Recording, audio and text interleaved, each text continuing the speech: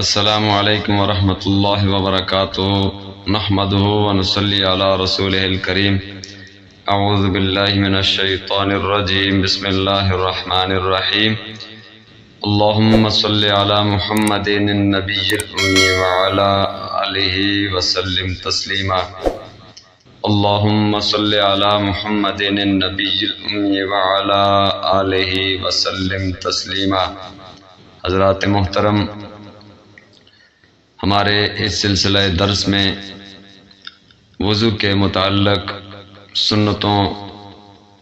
اور اسی طرح مکروہات، مستحبات اور نواقض وضو کے متعلق جتنے بھی امور تھے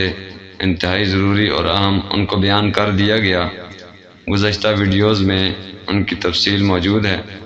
اور اسی طریقے سے نماز کا جو مستقل طریقہ قرآن اور احادیث مبارکہ کی صحیح احادیث مبارکہ بخاری اور مسلم شریف کی حدیث مبارکہ کے مطابق وہ بیان کیا جائے گا۔ اور اسی طریقے سے یہ ہمارے پیش نظر ایک روایت حضرت عثمان بن عفان رضی اللہ تعالیٰ عنہ سے مروی اور ان کا بتایا ہوا جو طریقہ، جو وضو کا طریقہ حضور اقدس صلی اللہ علیہ وسلم سے سیکھا اور دیکھا، اور اسی طرح اس حدیث مبارکہ جو بخاری اور مسلم شریف نے اس کو بیان فرمایا ہے، حضرت عثمان رضی اللہ تعالیٰ عنہ سے یہ طریقہ مروی عن عثمان رضی اللہ تعالیٰ عنہ انہ توضأ، حضرت عثمان رضی اللہ تعالیٰ عنہ سے یہ طریقہ مروی ہے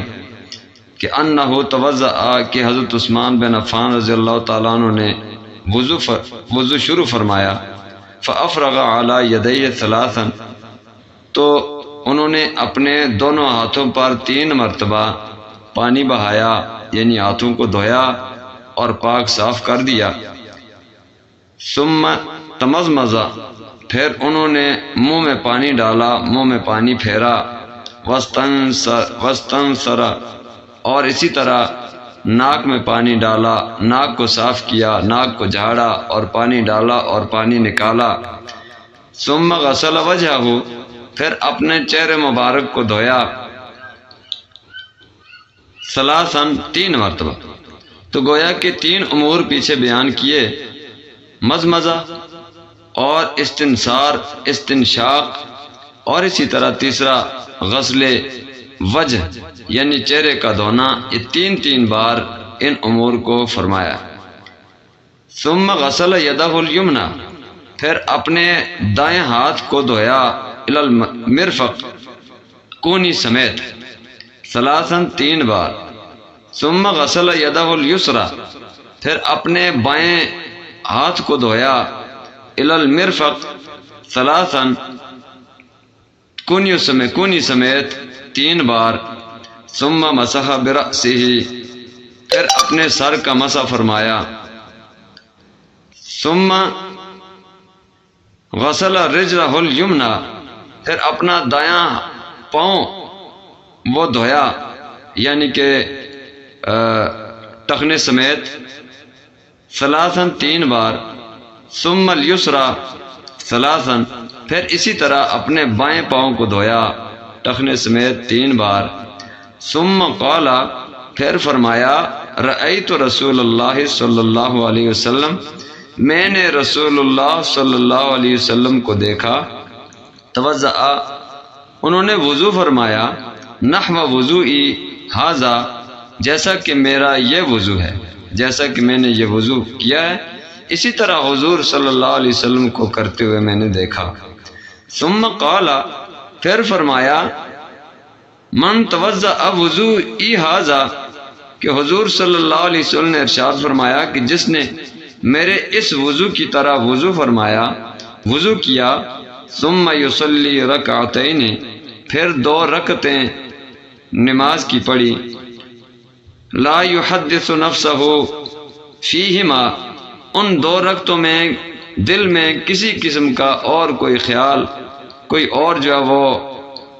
کسی قسم کا کوئی فکر، کوئی خیال اس کے دل میں نہ آیا،